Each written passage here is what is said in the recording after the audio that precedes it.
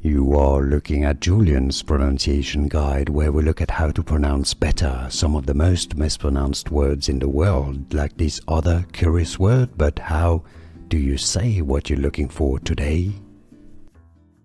Name pronunciation. If you want to learn more confusing names that many mispronounce, including from Arabic, make sure to stay tuned. The Arabic boy's name, meaning handsome or beautiful. In Arabic, Jamel, Jamel, Jamel.